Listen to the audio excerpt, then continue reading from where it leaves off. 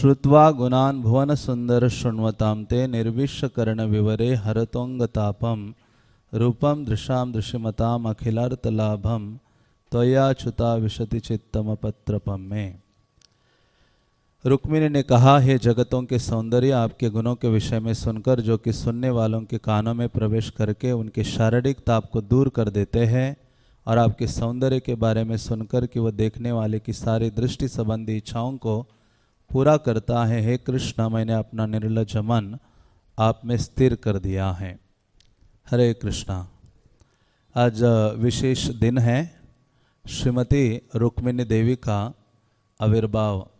तो उसके उपलक्ष्य में उनके गुणों का गान करने का प्रयास करेंगे। मुझ में कोई ऐसी योग्यता नहीं है। यहाँ बहुत ही वरिष्ठ और भागवत के जानकार भक्तगण बैठे हैं। वृंदावन से द्विजराज प्रभु हैं, हमारे भक्त हैं। तो ये सब बड़े बड़े भक्तों के समक्ष कृष्ण का वर्णन करना उनकी कृपा से ही संभव है। तो थोड़े समय के लिए हम रुक्मिणी देवी की जो ग्लोरीज हैं, रुक्मिणी देवी का जो निवेदन है भगवान कृष्ण के प्रति, उसको वर्णन करने का प्रयास करेंगे। तो श्रीमद् भागवतम में कई ऐसे प्रसंग हैं। भागवत वास्तव में अनेक प्रसंगों से भरा पड़ा है जो साधक भक्तों के लिए अत्यंत मार्मिक और शिक्षाप्रद है। कृष्ण लीला अमृतेर सिंधु। तो कृष्ण के गुणों के बारे में देखो या उनके किसी और कार्यकलापों के बारे में भी यदि हम देखते हैं तो हमेशा उनका वर्णन सागर से किया गया है। तो कृष्ण अथाह सागर है, जिनका वर्णन करना एक साधारण जीव के लिए संभव नहीं है। लेकिन वैष्णव की कृपा और कृष्ण के चरणों का आश्रय लेकर यदि हम प्रयास करते हैं तो निश्चित रूप से कृष्ण का गुणगान कर पाते हैं।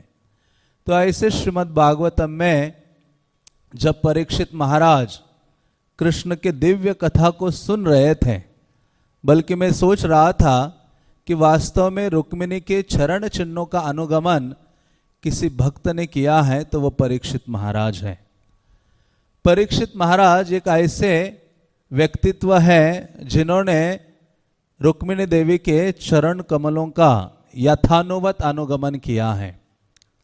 तो ऐसे परीक्षित महाराज जब भागवत श्रवण करने के लिए शुकदेव गोस्वामी के चरणों का आश्रय लेकर बैठ गए, जैसे बैठे वो निरंतर श्रवण करते रहे और जैसे 9 स्कंद उन्होंने श्रवण किया और जैसे 10वें स्कंद का वर्णन शुकदेव गोस्वामी उनको करने जा रहे थे तो उन्होंने कहा, कथितो वंश विस्तारो भवता सोम सूर्ययोः, कि आपने तो बहुत सारे सूर्य और चंद्र वंश का वर्णन किया है और वो विस्तार से किया है, लेकिन अभी मैं श्रवण करना चाहता हूं विष्णु वीर्यानि शंससः, कि भगवान की जो अमल गाथा है, विशेष रूप से जो कृष्ण है, जो अवतीर्ण यदुर वंशे भगवान भूत भावना, इस जगत में जीवों के केवल एकमात्र प्रेम के जो विषय है कृष्ण, मैं उनके बारे में सुनना चाहता हूं। आपने बहुत सारे राजाओं का, उनके वंशों का बहुत सारा विस्तार से वर्णन किया है, लेकिन मैं अभी जो यदुवंश के नायक है और सारे जीवों के प्रेम के एकमात्र विषय है कृष्ण, उनके बारे में विस्तार से सुनना चाहता हूं। आप मुझे वो श्रवण कराइए। और फिर हम देखते हैं कि बहुत फेमस श्लोकाज जिनका वर्णन शुकदेव गोस्वामी के सामने परीक्षित महाराज ने किया कि कैसे ये जो भगवत कथा है वो निवृत्त तर्षे, जो भौतिक तृष्णाओं से ऐसा जो मुक्त व्यक्ति है उसके मुखारविंद से ही भगवत चर्चा को सुनना चाहिए। ऐसे श्रवण से ही जो श्रोता है उसके हृदय में जो तृष्णा है भौतिक भोग की, उससे व्यक्ति मुक्त हो सकता है। तो ऐसे कृष्ण कथा की महिमा का उन्होंने वर्णन किया, कैसे वो मन और आत्मा को आनंद प्रदान करने वाली है, कैसे ऐसी कृष्ण कथा भव औषधि है और फिर उन्होंने कहा कि यदि ऐसी कृष्ण कथा में कोई व्यक्ति उस कृष्ण कथा को सुनता नहीं है तो वो पशुग्न है, अपनी आत्मा का ही हनन करने वाला है। और ऐसा कहते हुए परीक्षित महाराज शुकदेव गोस्वामी को कहते हैं कि मुझे अभी कोई बाधा नहीं है, मुझे ना भूख है ना प्यास है, आप क्या करो, गायतः विष्णु गाथा, आप निरंतर कृष्ण की महिमा का गान कीजिए, मैं उसको सुनना चाहता हूं। तो जब ऐसी लालसा परीक्षित महाराज के हृदय में देखी तो शुकदेव गोस्वामी मानो सारे कृष्ण कथा का वर्णन करना, उन्होंने विस्तार से वर्णन करना शुरू किया। ऐसे कृष्ण कथा ब्रज का सारा वर्णन किया, ब्रज लीलाओं का।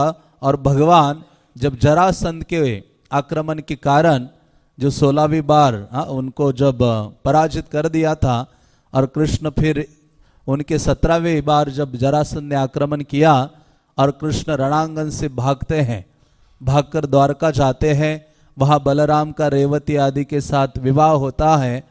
और उस समय जब रुक्मिणी का वर्णन करना शुकदेव गोस्वामी शुरू करते हैं तो शुकदेव गोस्वामी ने रुक्मिणी का वर्णन, पूरे रुक्मिणी का जो लीला है उसका वर्णन केवल 2 श्लोकों में किया।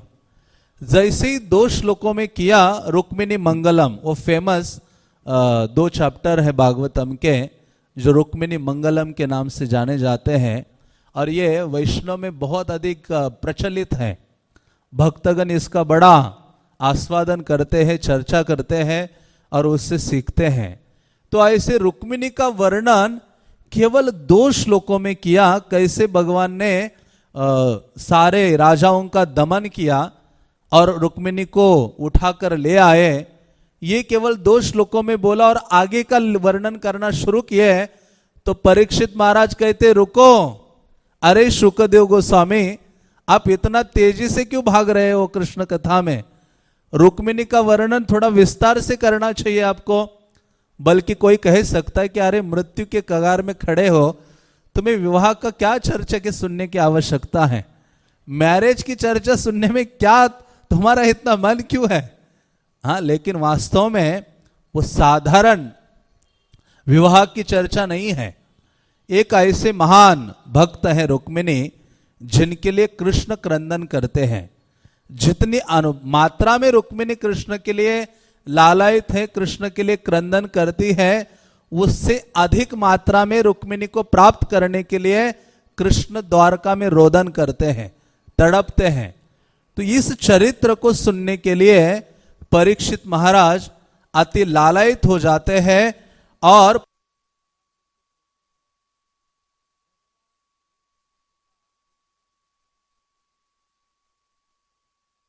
न उपाएम इति श्रुतम। तो वो कहते हैं कि ये जो रुचिर आनना है, सुमुखी, जिनका मुख बहुत ही सुंदर है, ऐसे रुक्मिणी देवी का किस प्रकार से जो भीष्मक की कन्या है उसका किस प्रकार से भगवान ने अपहरण किया और उनको अपना स्वीकार किया, उसके बारे में मैं सुनना चाहता हूं। हे शुकदेव गोस्वामी, श्रोतुम इच्छामि कृष्णशः अमित तेजसः। तो मैं उस कृष्ण के इस विशेष दिव्य कार्यकलापों को, असीम बल वाले जो कृष्ण है उनके इस बलशाली गौरव गाथा को मैं सुनना चाहता हूं। हे शुकदेव गोस्वामी, आप उसका वर्णन कीजिए। वास्तव में उन्नत भक्त को नापने का मीटर यही है, जितना अधिक भक्त उन्नत है उतना ही उसका अनुराग कृष्ण की कथा में होता है, कृष्ण के नाम, रूप, लीला, गुण और उनके धाम के प्रति। तो उन्नत भक्त का अनुराग सदैव कृष्ण के कथाओं को सुनने में लगा रहता है। वो आघाता नहीं है, बोर नहीं होता है, बारंबार उन्हीं लीलाओं को सुनता है। उसका जो आनंद है द्विगुणित होता रहता है। श्री चैतन्य महाप्रभु जगन्नाथपुरी में श्रीमद् भागवतम को सुनते हैं गदाधर पंडित के द्वारा, वही ध्रुव चरित्र है, वही प्रहलाद चरित्र है।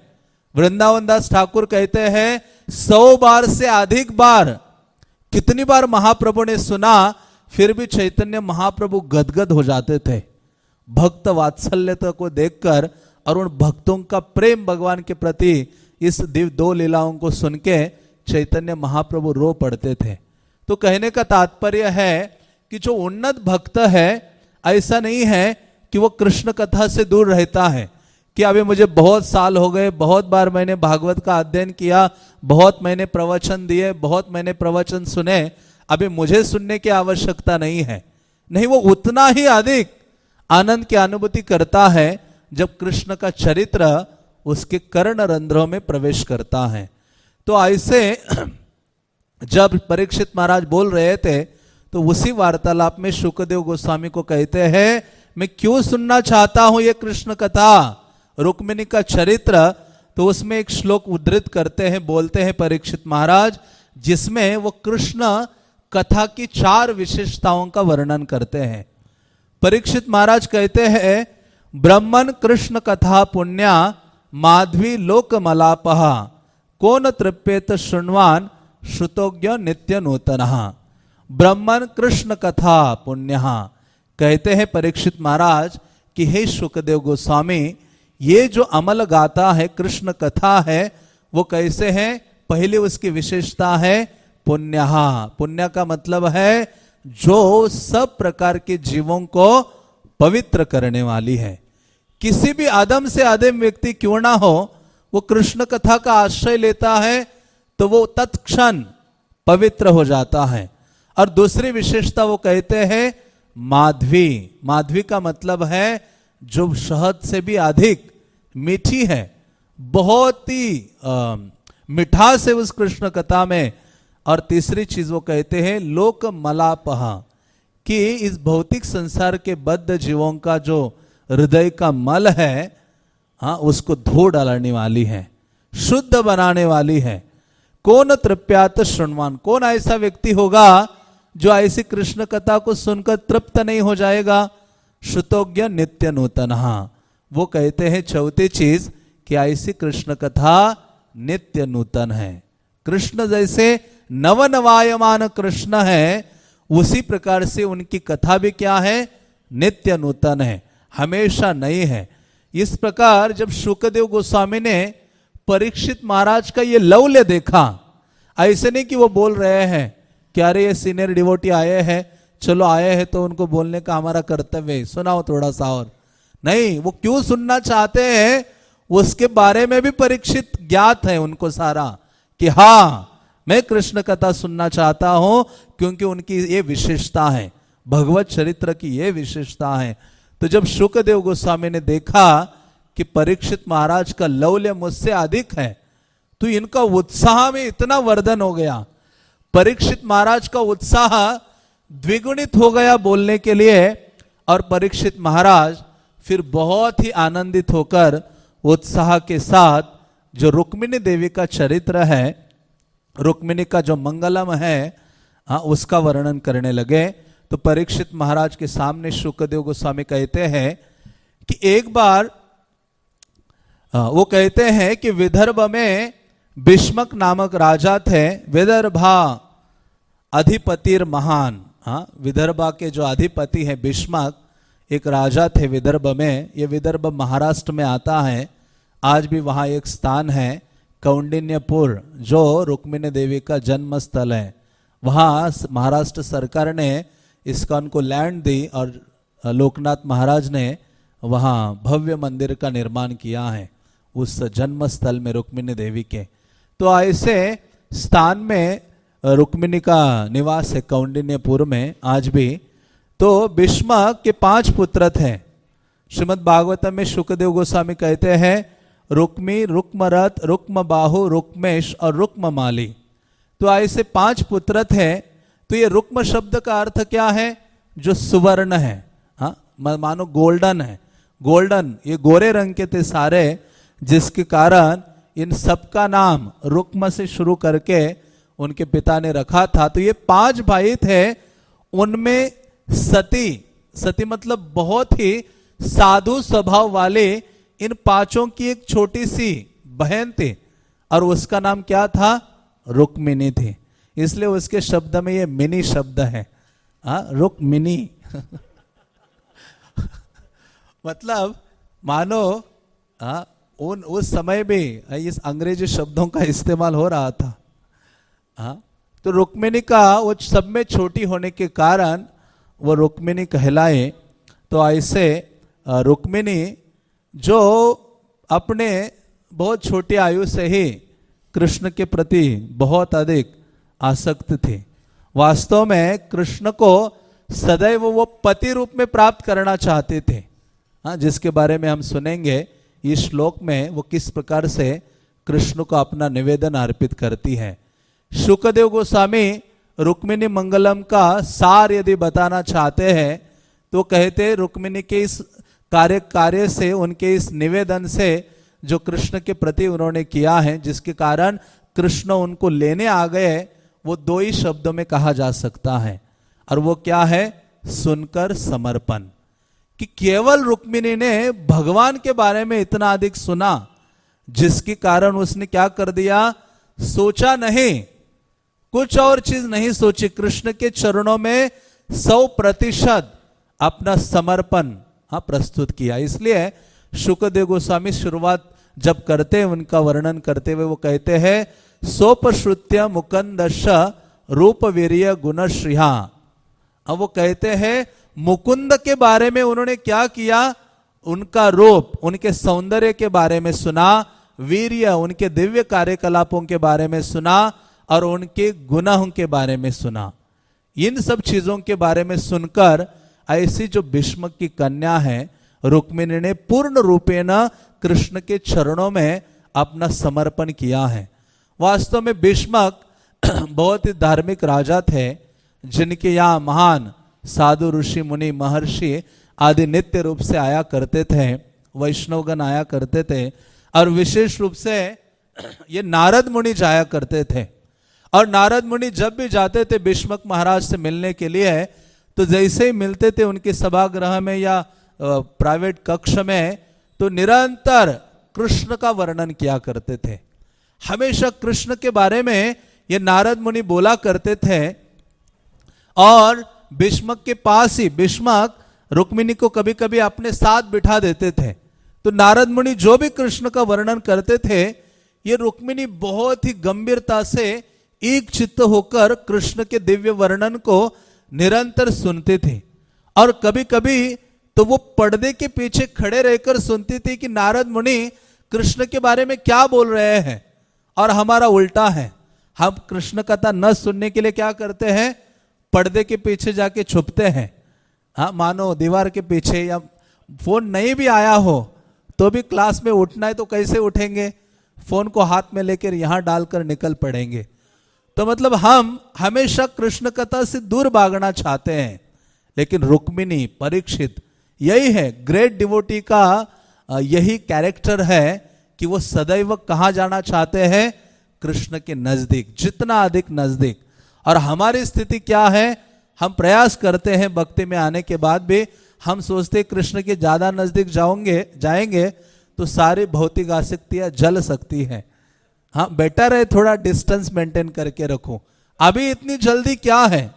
लेकिन रुक्मिणी के जीवन से अब देखो, उसको बहुत इमरजेंसी थी, इतनी अधिक इमरजेंसी थी, उसने महसूस किया अपने हृदय में, जिसके कारण कृष्ण द्वारका में रह नहीं पाए। कृष्ण रुक्मिणी के लिए दौड़कर आते हैं। तो ऐसे हमारा तो कृष्ण कथा सुनने में बहुत ही उल्टा भावना है। कभी कभी जब कीर्तन भी कोई गाता है, तब देखते अरे लंबा कीर्तन चल रहा है। शुरुआत में हम इतना नाचते कूदते नहीं है, लेकिन जब जय प्रभुपाद होता है तो बहुत नाचते, क्योंकि अभी खत्म होने वाला है। सोचते कि अच्छा है, खत्म हो रहा है। और कई बार बड़ा उत्साह दिखाते प्रवचन सुनने में, और तब हमें पता रहता है कि अभी क्लास खत्म होने वाला है, क्योंकि कोई भी वक्ता घुमा फिरा के हरि नाम तक ले आता है। क्लास के एंड में कुछ ना घुमा फिरा के, हाँ हरि नाम यह है, कलयुग का धर्म है, प्रभुपाद ने ये किया, तो पता चलता है कि अभी क्लास खत्म होने वाला है। तब सारा मुख में तेज आता है और खुशी की भावना झलकती है। शुरुआत से हम मुंह को लटकते हुए बैठते हैं। तो कैसे हम कृष्ण को स्वीकार करेंगे। तो इस प्रकार से रुक्मिणी देवी का ऐसे नहीं था, वो सदैव बहाने ढूंढते थे कृष्ण के बारे में सुनने के लिए, कृष्ण का गुणगान करने के लिए। और कृष्ण को पति के रूप में उन्होंने स्वीकार कर लिया था। कृष्ण को कभी देखा नहीं था उन्होंने, केवल श्रवण करने से कृष्ण के प्रति उन्होंने पूर्ण समर्पण किया था और कृष्ण को पति रूप में चाह रही थी। लेकिन एक व्यक्ति ऐसा था जो बीच में बाधा बना हुआ था। भीष्मक महाराज चाह रहे थे रुक्मिणी का विवाह कृष्ण से हो जाए। रुक्मिणी के चारों भाई चाह रहे थे कि इसका विवाह कृष्ण से हो जाए, लेकिन एक भाई था जो बड़ा भाई रुक्मी, वो चाह रहा था इसका विवाह कृष्ण से न हो जाए। वो कृष्ण से बहुत द्वेष की भावना रखता था और वो रुक्मिणी का विवाह शिशुपाल से करना चाह रहा था। तो आचार्यों ने ये जो सारे व्यक्तित्व हैं, भीष्मक है, रुक्मिणी है और शिशुपाल आदि है, इन सब का बहुत अच्छा वो किया है, वर्णन किया है। उन्होंने कृष्ण की तुलना की है कि वास्तव में कृष्ण परम स्वामी है, परम पुरुषोत्तम है और हमारे परम पति हैं, जिनको हमें अपने जीवन में स्वीकार करना चाहिए। और रुक्मिणी की तुलना करते हैं भक्तगण एक जीव से, कि जीव का परम पति है कृष्ण है, और भीष्मक की तुलना करते हैं बुद्धि से, कि बुद्धि तो हमेशा चाहती है कृष्ण की ओर। जीव की जो बुद्धि है वो सदैव चाहती है कि मेरा विवाह या कृष्ण ही मेरे परम पति होने चाहिए, कृष्ण की ही मुझे सेवा करनी चाहिए। लेकिन जो हमारा अनियंत्रित मन है वो हमेशा कृष्ण से हमें दूर ले जाता है, दूर ले जाना चाहता है। तो ये जो रुक्मी है उसकी तुलना अनियंत्रित मन से की है। जो जीव रूपी जो रुक्मिणी है उसको हमेशा कृष्ण से दूर ले जाना चाहता है, लेकिन वो किससे विवाह कराना चाहता है? शिशुपाल। तो शिशुपाल की तुलना वो करते हैं भौतिक इंद्रियों के द्वारा, भौतिक इंद्रियों से, कि ऐसा जो शिशुपाल है जिसकी तुलना भौतिक इंद्रियों से की है, तो इसका मतलब हमारा अनियंत्रित मन सदैव जीव को भौतिक इंद्रियों के संपर्क में रखना चाहता है या उनके माध्यम से भोगों में लगाना चाहता है। वो कृष्ण की ओर हमें ले जाना नहीं चाहता, एक प्रकार से बाधा बनता है। तो वैश्य भक्तगण कहते हैं कि ऐसे रुक्मिणी का ये जो वर्णन है श्रीमद् भागवतम के ये 2 अध्यायों में, उनको 3 स्तरों में उनको बांटा है उन्होंने। तो उसको वो कहते हैं कि इन 3 स्टेजेस में, 3 स्तरों को हम समझते हैं तो निश्चित रूप से कृष्ण को हम अपने जीवन में धारण करते हैं। पहला वो स्तर कहते हैं कि व्यक्ति को उचित स्रोत से आत्मज्ञान को स्वीकार करना चाहिए। उचित स्थान से कृष्ण के बारे में क्या करना चाहिए? श्रवण करना चाहिए। जैसे रुक्मिणी ने नारद के द्वारा सुना, जिनके कारण कृष्ण के हृदय में उनकी प्रगाढ़ आसक्ति हो गई। इसलिए भक्तगण कहते हैं कि उचित स्रोत से आत्मज्ञान को हमें स्वीकार करना चाहिए। और आत्मज्ञान का अर्थ क्या है? इस भौतिक जगत का ज्ञान, और दूसरा है कृष्ण का डायरेक्ट ज्ञान, भगवान का नाम, रूप, गुण और लीला। और दूसरी चीज वो कहते हैं ऐसे उचित स्रोत से जब जीव आत्मज्ञान को प्राप्त करता है तो उसका ये कर्तव्य बनता है कि उस आत्मज्ञान को अपने जीवन में क्या करना? उतारना। जिस प्रकार से रुक्मिणी ने उस दिव्य ज्ञान को अपने जीवन में उतारा और उसके हृदय में उत्कंठा आ गई, इतनी उत्कंठा कि वो कृष्ण के बिना नहीं रह सकते थे। उत्कंठा का मतलब है कंठ को ऊपर करके श्रवण करना, या हमेशा लालायित रहना कृष्ण को जानने के लिए या कृष्ण की सेवा करने के लिए।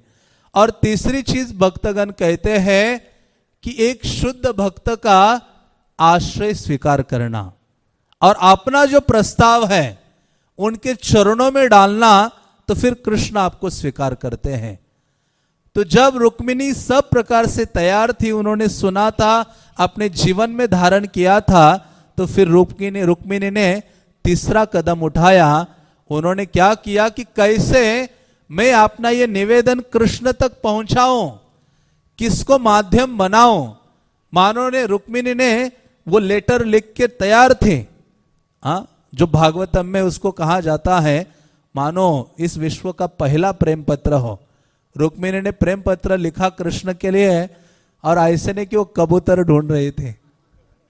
भौतिक जगत में जब कोई मूवीज से हम क्या सीखते हैं, प्रेम पत्र पहुंचाना है तो क्या ढूंढता है व्यक्ति, कबूतर ढूंढता है। अभी तो एसएमएस ही इनफ है। तो उन्होंने ऐसे नहीं किया, कबूतर का आश्रय नहीं लिया, उसने किसका आश्रय लिया, उचित ब्राह्मण, कृष्ण के जो महान भक्त है उनके चरणों का आश्रय लिया। और ऐसे रुक्मिणी ने ऐसे भक्त की शरण ग्रहण की और अपना जीवन मानो उसके चरणों में समर्पित कर लिया।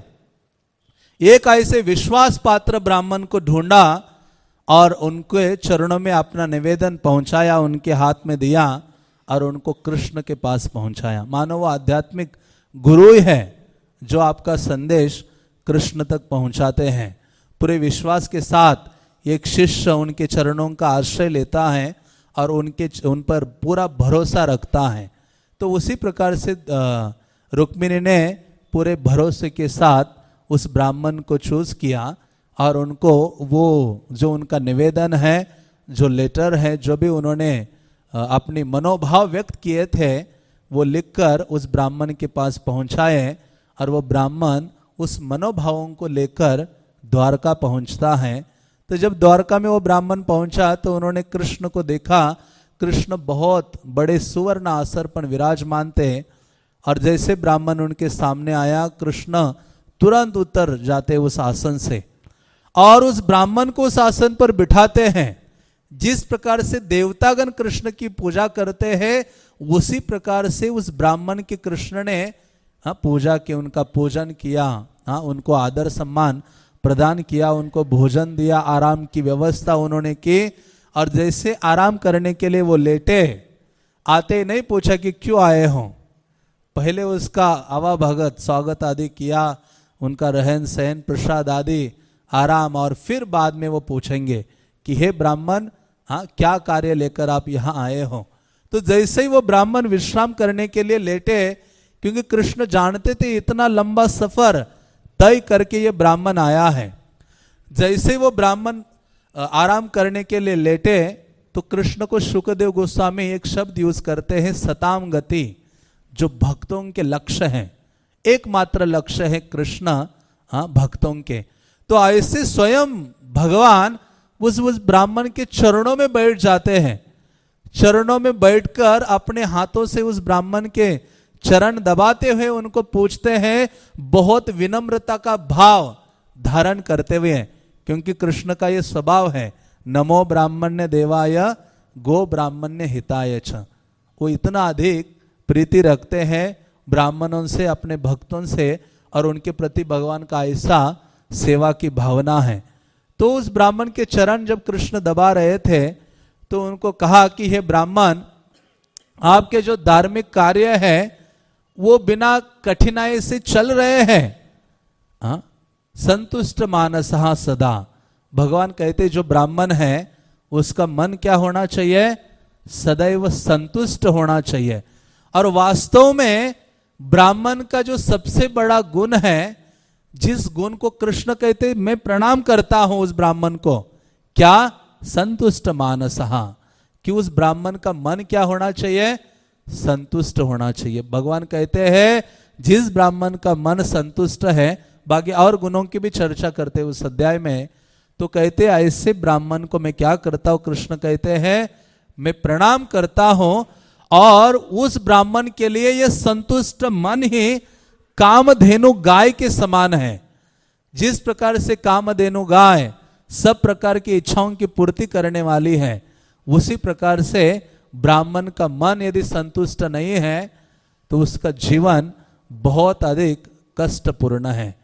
हाँ, तो यदि व्यक्ति का मन संतुष्ट नहीं है, उसको एसी में भी नींद नहीं आती, और जिसका मन संतुष्ट है वो दिल्ली के रेलवे स्टेशन में भी सुलाओगे, जहां ट्रेन आती जाती रहती है इतनी सारी, तो भी उसको कुछ सुनाई नहीं देगा, खराटे लेते हुए सोता रहेगा, संतुष्ट मन है। इसलिए सुखी व्यक्ति कौन है इस संसार में? जिसको अच्छे से नींद आती है,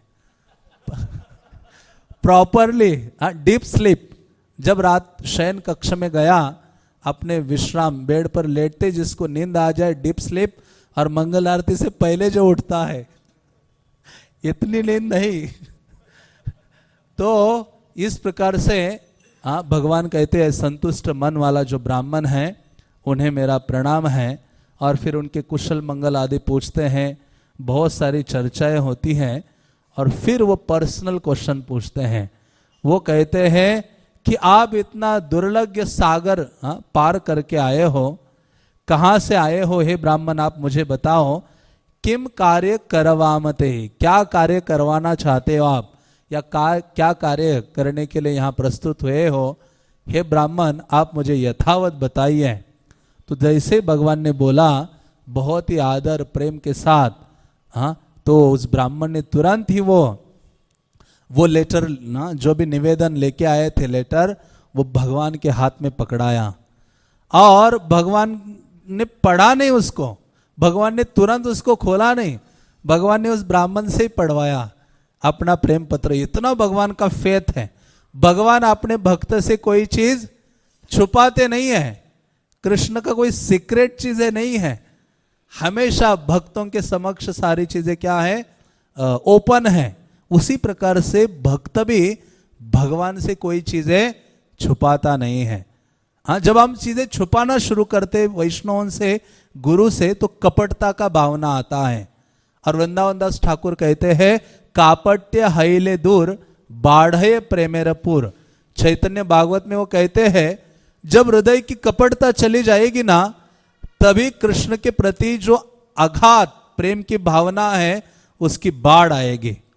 हाँ, तो उस प्रकार से भगवान सिखाते हैं कि उन्होंने कोई छुपाया नहीं, उस भक्त से ही, उस ब्राह्मण से ही पढ़वाया।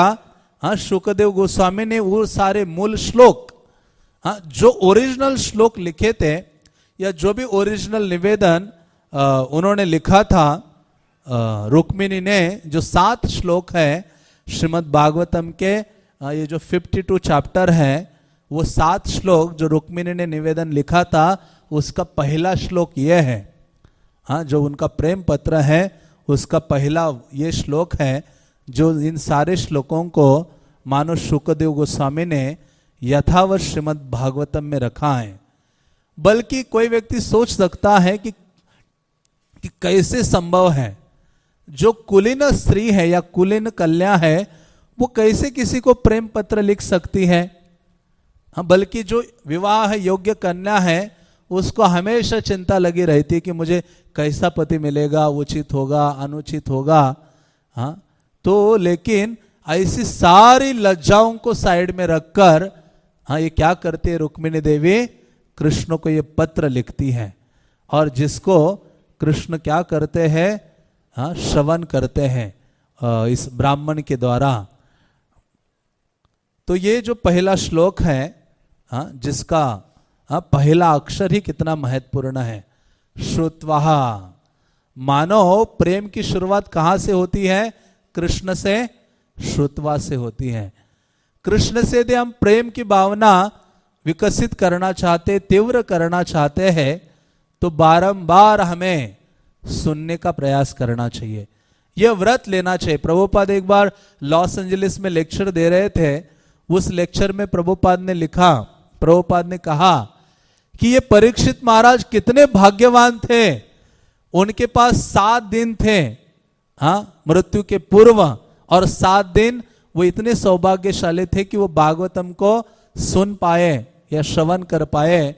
लेकिन हमारा कितना बड़ा दुर्भाग्य है कि हमारे पास 7 दिन नहीं है, 7 घंटे भी हमें पता नहीं है, 7 क्षण भी हमें पता नहीं है, कभी भी ये शरीर छूट सकता है।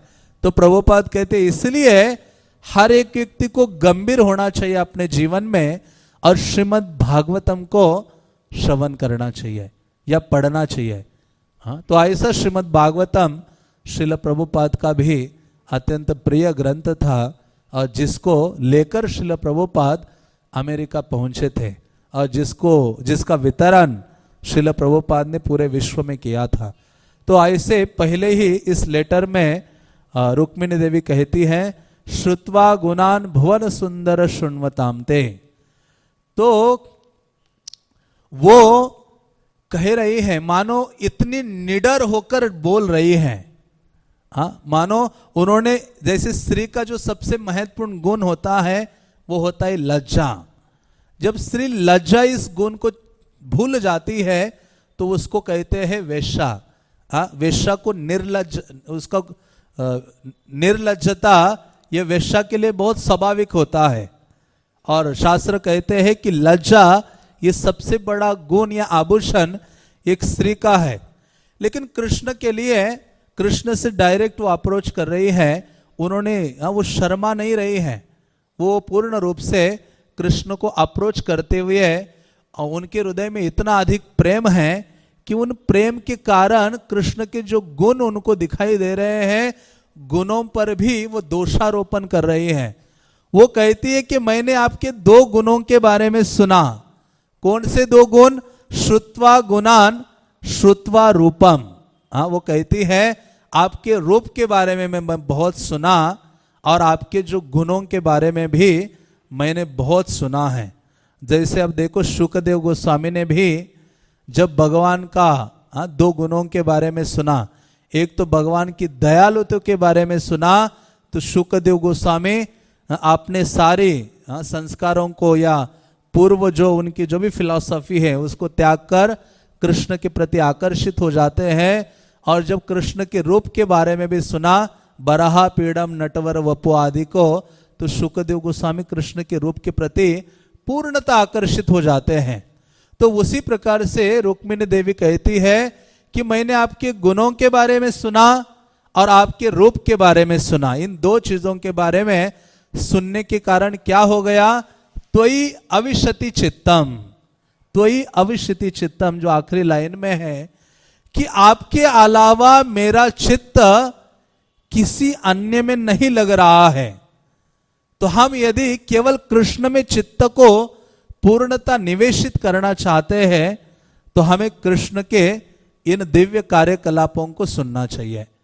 और वो कहते हैं अपत्रपम में, मेरे चित्त की सारी लज्जा क्या हो गई है? खत्म हो गई है। और वास्तव में आचार्यगण कहते कि कृष्ण के गुण ऐसे हैं कि वो चित्त की सारी लज्जा छुड़ा देते हैं, व्यक्ति बेशर्म हो जाता है। ऐसे तो नहीं कहा जा सकता, लेकिन फिर भी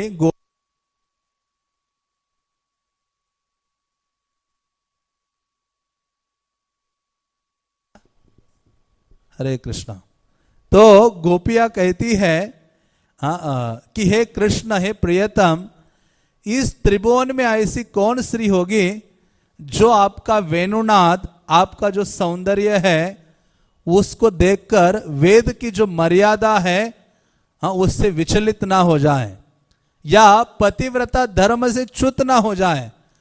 गोपियां कहती जो देवताओं की देवांगनाएं हैं, देवताओं की पत्नियां हैं, वो अपने पति के साथ आकाश में विमानों में भ्रमण करते करते पति को भी भूल जाती है। नीचे आपको देखने मात्र से वहां से गिर पड़ती है या उनके जो बाल आदि हैं वो शिथिल हो जाते, खुल जाते हैं, आपके प्रति इतनी आकृष्ट हो जाती हैं। गोपियां और भी कहती है भागवतम में, यद गो द्विज पुलकानुमोदी, वो कहती है कि हमारा ही क्या जो गव्य है, पशु है, वन के पशु हैं और जो वृक्ष आदि है वो भी पुलकित हो जाते हैं और आपके प्रति इतना ज्यादा अनुराग उनके हृदय में जागृत हो जाता है। तो इस प्रकार ये जो रुक्मिणी देवी है इस श्लोक में भगवान को 2 संबोधन कर रही है। एक कह रही है भुवन सुंदर, जैसे श्रुत्वा गुणान भुवन सुंदर, कि इस ब्रह्मांड में आपसे अधिक सुंदर कोई नहीं है। और वास्तव में भगवान को कहा जाता है रूप सुधा सिंधु। कि ये जो कृष्ण कैसे हैं, रूप के सुधा, इनका रूप अमृत के समान, और ऐसे अमृत का क्या है, सागर है। तो ऐसे कृष्ण जो इस ब्रह्मांड में कृष्ण से अधिक कोई सौंदर्यवान नहीं है और उनकी तुलना किसी और से नहीं की जा सकती।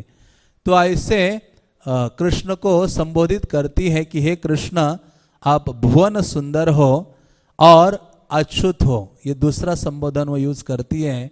अच्युत मतलब आप अपने गुणों से कदापि च्युत नहीं होते हैं। आप हमेशा अपने गुणों को धारण करने वाले हैं। भगवान को भक्त वत्सल कहा जाता है।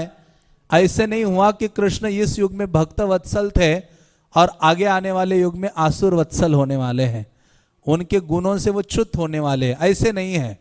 वो भक्त वत्सल है तो भक्त वत्सल रहेंगे, उनके गुणों में कोई कमी नहीं आती।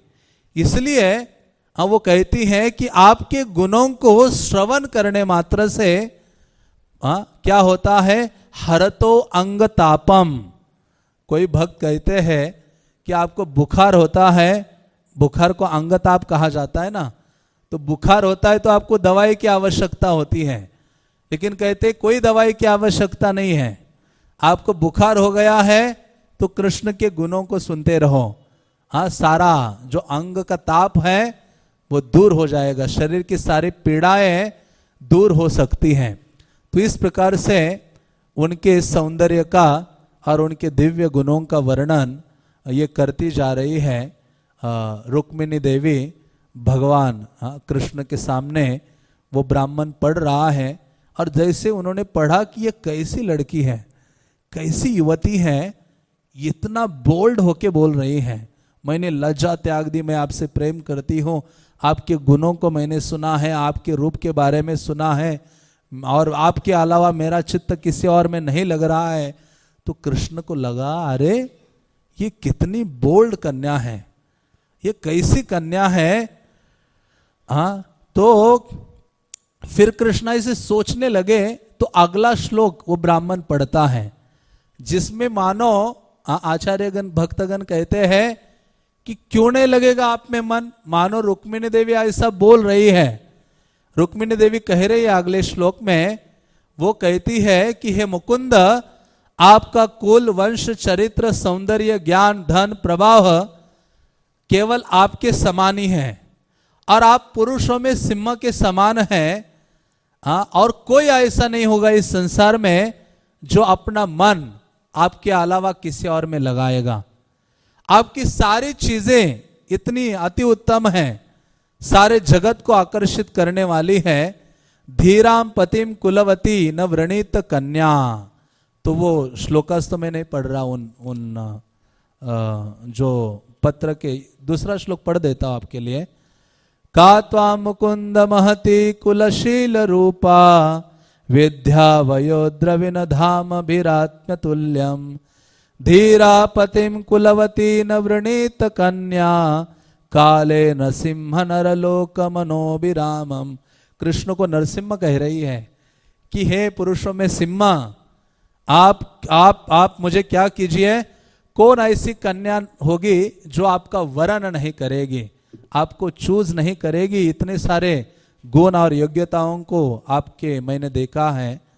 तो इसलिए वो तीसरे श्लोक में आगे कहती है कि आप क्या कीजिए, कृपा करके हे कृष्ण आप मुझे स्वीकार कीजिए। पतिरंग जाया मतलब आप मुझे अपने पत्नी के रूप में स्वीकार कीजिए। हे कमल नेत्र कृष्ण, कि सिंह की जो संपत्ति है वो सियार चुराने वाला है। वह तीसरे श्लोक में शिशुपाल को सियार बोलती है, कहती वो सियार लेके जाएगा, मुझे वो अच्छा लगेगा। आप तो नरसिंह हो, आपको आना चाहिए और वो मुझे छू ना पाए। वो जो सियार रूपी शिशुपाल है वो मुझे छूना नहीं चाहिए, आप आइए और मुझे लेके जाइए। तो ऐसा तीनों श्लोकों में इतना गिड़गिड़ाते हुए जब निवेदन किया तो कृष्ण सोचने लगे। मानो कृष्ण कहेंगे कि ठीक है तुम बहुत बोल रही हो, मैं तुम्हें क्यों स्वीकार करूं? क्या योग्यताएं हैं तुम्हारे अंदर? तुमने मेरी सारी योग्यताओं का वर्णन कर दिया, लेकिन अपनी भी तो योग्यताओं का बोलो, क्यों मैं तुम्हें स्वीकार करूं? तो मानो चौथे श्लोक में वो रुक्मिणी कहती है कि वो क्या करती है, अपने जितने भी पुण्य आदि है, जितनी भी कृष्ण की आराधना है, गुरु की सेवा है, सबको दांव पर लगाती है। और वो श्लोक में कहती है, पूर्व के जो मेरे पुण्य कर्म है, यज्ञ है, दान है, व्रत है, देवताओं की आराधना है, ब्राह्मणों की सेवा है, गुरु की सेवा है, हाँ ये सब क्या कर रही हूं मैं, यहां दाव में लगा रही हूं। हाँ ये सब पर्याप्त हो जाएगी आपको स्वीकार करने के लिए, आप मुझे स्वीकार कर सकते हैं। हे कृष्ण, आप क्या कीजिए, आकर मेरा पानी ग्रहण कीजिए, मुझे स्वीकार कीजिए, अन्यथा ये दमघोष का पुत्र शिशुपाल मुझे लेके जा सकता है। हाँ तो जब ये निवेदन सुना तो कृष्ण का हृदय और पिघल गया। कृष्ण फिर उस ब्राह्मण को कहते, अगला श्लोक पढ़ो, हाँ आगे क्या बोल रही है रुक्मिणी। तो यदि मानो कृष्ण को लगे कि कृष्ण कह सकते हैं कि हे रुक्मिणी, कि ये तो अभी बहुत मंगल वातावरण है, तुम्हारे शरीर में हल्दी भी लगी है, ऐसे पवित्र स्थान में ऐसे समय में मैं आऊं और आप मुझे किसी का वध करना पड़े तो वो अमंगल है, वो उचित नहीं है। तो कृष्ण ये भी कहे कि मैं आकर करूं क्या वहां, कैसे तुम्हें ले जाऊं। तो अगले श्लोक में रुक्मिणी देवी सिस्टमैटिक वो बताती है, क्या कहते हैं उसको, प्लान, हाँ सीक्रेट, मुझे कैसे उठा के ले जा सकते हो वो प्लान बताती है। मैं सोच रहा था कृष्ण कहते ददामि बुद्धि योगम, जो सबको बुद्धि देने वाले हैं उसको रुक्मिणी देवी बुद्धि देने जा रही है कि आप मुझे कैसे लेके जा सकते हो। तो चार चीजें रुक्मिणी बोलती हैं कृष्ण को कि आपको आकर क्या करना चाहिए मैं बताती हूं, कैसे मुझे ले जा सकते हो। पहले वो बोलती है आपको गुप्त रूप से आना चाहिए, और दूसरा वो कहती है आकर जो दूसरे राजाओं की जो सेना है वो सेना को कुचल डालिए और फिर आप मुझे वहां से उठा के ले जाइए, तीसरी चीज। और चौथी वो कहती है ले जाकर फिर राक्षस विधि से मुझसे क्या कीजिए, विवाह कर लीजिए। हाँ तो कृष्ण पूरा देखते कि ऐसी भी कोई कन्या है, हाँ पूरा मतलब एक भक्त बता रहा है कि इस मटेरियल वर्ल्ड से मुझे भगवान आप कैसे निकाल सकते हो बाहर। हाँ तो ऐसे जो रुक्मिणी है ऐसा निवेदन जब किया, हाँ तो कृष्ण और उनका हृदय पिघलने लगा और कृष्ण को वो कहने लगे कि आप सोच सकते हैं कि आपको आकर यहाँ वध करना पड़ेगा, इस मंगल अवधि पर अमंगल हो सकता है, लेकिन नहीं, आप क्या कीजिए, हाँ जिस दिन शुभ विवाह है उसके एक दिन पहले आ जाइए, क्योंकि उस दिन मैं बाहर निकलूंगी। पूर्वे ध्युरस्ति महति कुलदेव यात्रा यशाम बहिर नववधु गिरिजाम उपेयात। वो कहती है कि जो कुल देवता है, विवाह के पूर्व जो वधु है उसको कुल देवता का दर्शन करने के लिए जाना होता है, और मैं अपने सारे सेविकाओं के साथ गिरिजा का दर्शन करने जाऊंगे, उस समय आप आ जाइए। हाँ और वो बोलती है अंबुजाक्ष, हे कृष्णा आप वहां आकर क्या कीजिए, हाँ मुझे उठा के ले जाइए। शिशुपाल के बारे में मैं स्वप्न में भी नहीं सोच सकती। और फिर अंत में जैसे हम लगते ना यूर इनसिग्निफिकेंट सर्वेंट या कुछ, तो वहां रुक्मिणी देवी लिखती है भवता दासी, हाँ आपकी दासी रुक्मिणी। और उन्होंने उस आखिरी श्लोक में बोला एक शब्द जयहाम असोन, मतलब मैं आप नहीं आओगे तो अपने प्राणों को त्याग दूंगी। ये शब्द उस लेटर के आखिरी शब्द थे, और जैसे ये बोला ना तो कृष्ण के प्राण, मानो इन शब्दों ने कृष्ण के हृदय को झकझोर कर दिया, पूरा हिला दिया। सुनामी आकर जैसे हिला देते बड़े बड़े वृक्ष, तो कृष्ण पूर्ण रूपेण कृष्ण का हृदय हिल गया और कृष्ण तत्पर हो गए रुक्मिणी को लाने के लिए। तब ये जो गुह्य संदेश उस ब्राह्मण से उन्होंने प्राप्त किया, और तुरंत उन्होंने रुके नहीं, बल्कि द्वारका से कृष्ण जब भी बाहर निकलते थे तो जरूर बलराम को बताकर जाते थे, लेकिन इस रुक्मिणी के बारे में ऐसे था कि वो बलराम को बताना भी उन्होंने श्रेयस्कर नहीं समझा। वो ब्राह्मण को लिया और तुरंत दारुक को कहा अपने 4 उनको घोड़ों को जोड़ो और निकल पड़ते, अभी मध्य रात्रि में ही निकल पड़े और अनर्थ देश से और आते हैं सीधा यहाँ कौंडिन्यपुर की ओर। इतनी शीघ्रता से पूरी एक रात्रि में, जो भागवतम में वर्णन आता है कि बहुत लंबा सफर था जिसको कृष्ण ने बहुत शीघ्रता से पार किया और कृष्ण पहुंच गए कौंडिन्यपुर। तो यहाँ रुक्मिणी देवी बहुत इंतजार कर रही थी कि अभी तक कृष्ण का कोई समाचार नहीं आया, स्वयं कृष्ण भी नहीं आए और वो ब्राह्मण जिसको मैंने भेजा था वो भी नहीं आया। बहुत ही व्याकुल हो रहे थे। और यहाँ भीष्मक ने सारे विवाह की सारी व्यवस्थाएं की थी। ये दमघोष के जो पुत्र हैं शिशुपाल, उनके जो सारे मित्र आदि हैं, जरासंध है, दंतवक्र है, विदुरथ, पौंड्रक, शाल्वा आदि सब आए थे। शादी के वस्त्र पहन के नहीं आए थे, वो पूरी सेना लेके आए थे।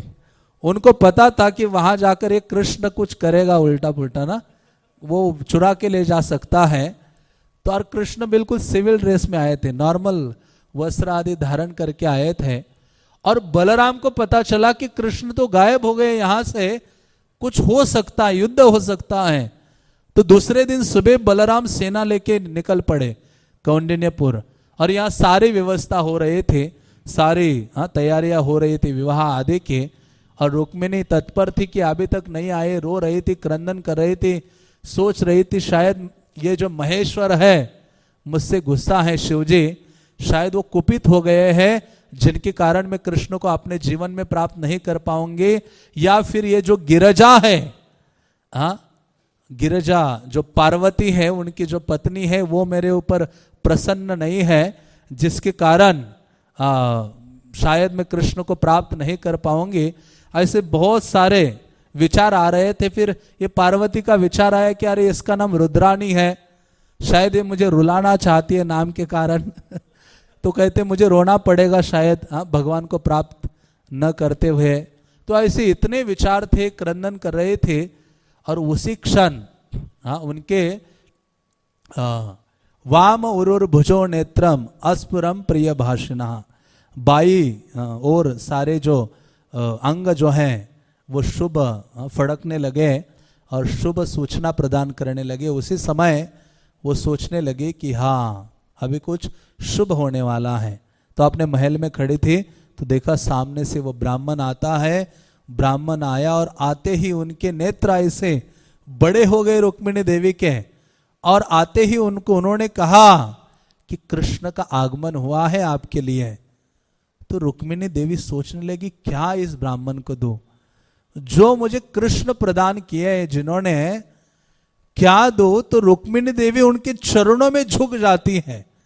शुकदेव गोस्वामी कहते लक्ष्मी झुक गई, साक्षात लक्ष्मी उस ब्राह्मण के चरणों में झुक गई। वो कहते क्या प्रदान करो, कुछ प्रदान करने के लिए नहीं है, मैं अपने आप को ही दे रही हूं, समर्पित कर रही हूं। तो वहां कहते इस प्रकार से एक शिष्य को गुरु के चरणों में पूर्णतः समर्पण कर देना चाहिए, क्योंकि आध्यात्मिक गुरु उसको कृष्ण प्रदान करने वाले हैं। इसलिए भक्तिविनोद ठाकुर कहते हैं मानस देह जो किछु मोर अर्पिलु तुवा पदे नंद किशोर। उसी प्रकार से गुरु के चरणों में भी उसी प्रकार का समर्पण एक शिष्य का होना चाहिए। और ये ब्राह्मण की विशेषता क्या है, अब देखो इसको कहते आइडियल प्रीचर। ये जो ब्राह्मण है, इस ब्राह्मण का नाम, उसके डिसाइपल्स, उसका टेम्पल, मठ किसी का वर्णन नहीं है। उसका काम है केवल कृष्ण देना दूसरों को।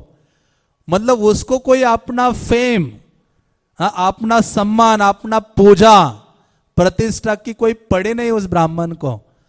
उस ब्राह्मण के बारे में कोई वर्णन अवेलेबल नहीं है। मतलब उसी प्रकार से वहां भक्तगण कहते हैं कि ऐसा एटीट्यूड एक प्रीचर का होना चाहिए। प्रचारक जो क्या करता है, सबको कृष्ण से जोड़ता है या कृष्ण और जीव के बीच का जो दूरी है वो कम कर देता है।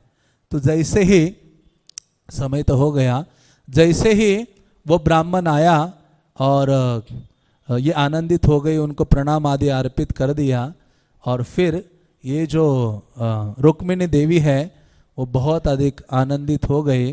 और शुकदेव गोस्वामी कहते हैं कि फिर दूसरे ही दिन ये निकल पड़ी, हाँ, सारे सेविकाओं के साथ, दासियों के साथ, और जो वरिष्ठ ब्राह्मणी है उन सब के साथ अपने घर से बाहर निकल पड़ी भवानी का दर्शन करने के लिए।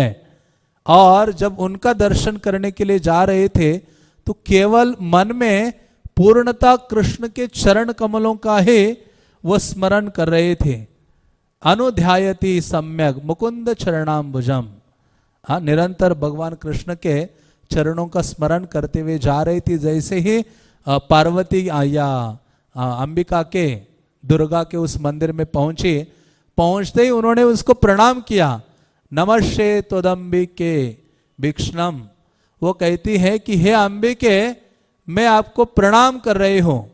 भूयात पति में भगवान कृष्ण तदनुमोदिताम, कि आप क्या कीजिए, कृष्ण मुझे पति रूप में प्रदान कीजिए, ऐसा आशीर्वाद दीजिए।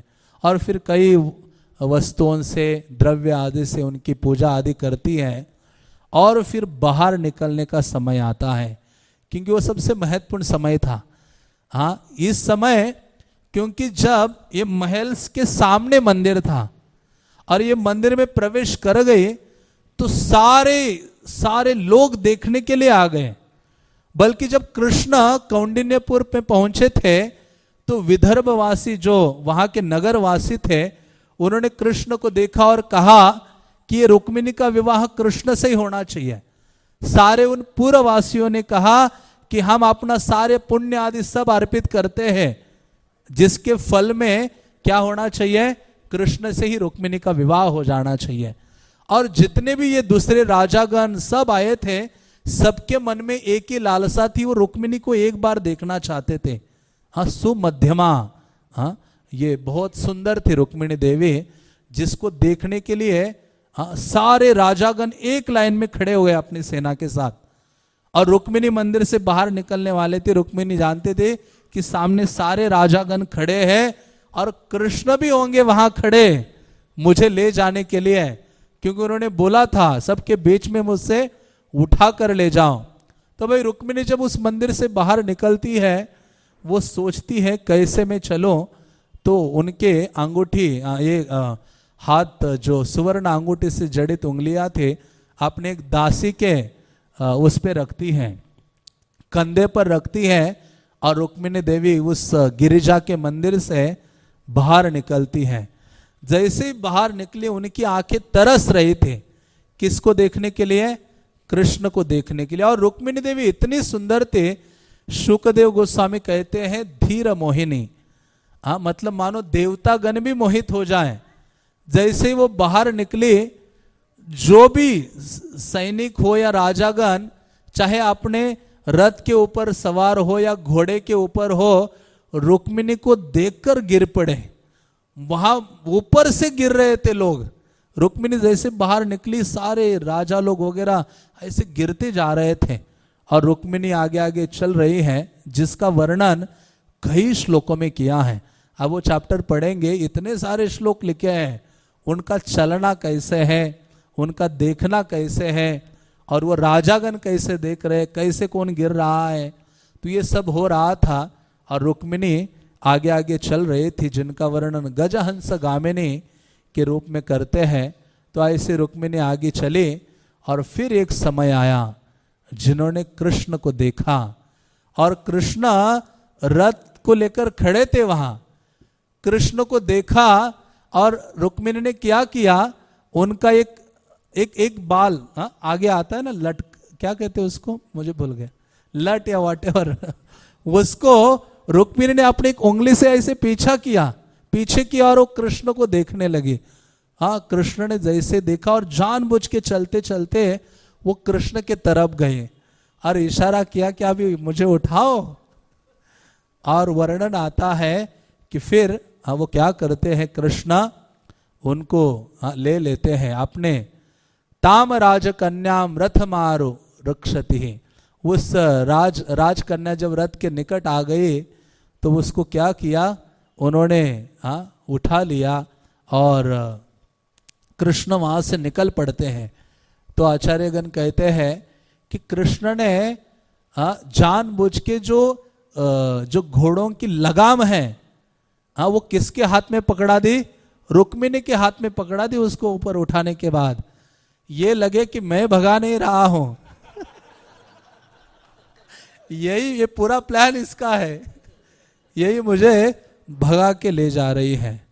तो ऐसे माधव कृष्ण उनको गरुड़ ध्वज के से सुशोभित ऐसा जो उनका रथ है उसके ऊपर उठा कर ले जाते हैं और कृष्ण उनको अपना स्वीकार करते हैं। तो ऐसे रुक्मिणी देवी है जो बहुत कृष्ण की परम भार्या है, प्रथम भार्या है, कृष्ण की बहुत अधिक प्रिय है। और मैं महाराष्ट्र से हूँ तो मुझे पहले राधा कृष्ण पता ही नहीं थे हमें इतना, हमें कृष्ण मीन्स वो रुक्मिणी के साथ, महाराष्ट्र में कृष्ण को विट्ठल कहा जाता है। तो वह बचपन इसी में बीता कि रुक्मिणी और विट्ठल। तो हम बचपन से माता पिता कहते थे ये रुक्मिणी और जो विट्ठल है वही हमारे माए बाप हैं, बोले रुक्मिणी हमारी माँ है, बचपन से बच्चों को ऐसे सिखाते हैं। तो ऐसे रुक्मिणी देवी का आज आविर्भाव है और उनका ये जो मंगलम है जिसका वर्णन शुकदेव गोस्वामी ने परीक्षित महाराज की लालसा को देखकर किया है। और वास्तव में पूरा जो जर्नी है वो श्रवणम से शुरू हुआ है रुक्मिणी का, और जिसके कारण कृष्ण पूर्ण रूपे न वश में हो गए और स्वयं कृष्ण आ गए उनको ले जाने के लिए। तो ऐसे दिन पर हमें रुक्मिणी देवी से गहन हृदय से प्रार्थना करनी चाहिए कि जैसा अनुराग आपका कृष्ण के चरित्र को श्रवण करने में था उसमें से थोड़ा सा अनुराग हमारे हृदय में आ जाए और ईर्ष्या द्वेष कपटता की भावना से प्रभुपाद ने ये जो हमें मौका प्रदान किया है भक्तों के मुखारविंद से हम श्रवण करते रहे तो अंते नारायण स्मृति, निश्चित रूप से कृष्ण आएंगे। कृष्ण फिजिकली तो हमारे लिए नहीं पहुंचेंगे रथ लेकर, लेकिन वो आएंगे अपने स्मरण के रूप में आएंगे, नाम के रूप में हमारे चित्त में प्रकट हो जाएंगे और हमें अपने धाम में वापस ले जा सकते हैं। हरे कृष्णा कृष्णा कृष्णा हरे हरे, हरे राम राम राम हरे हरे। ग्रंथराज श्रीमद् भागवतम के, रुक्मिणी द्वारकाधीश के, श्रील प्रभुपाद के, निताय गौर प्रेमानंदे।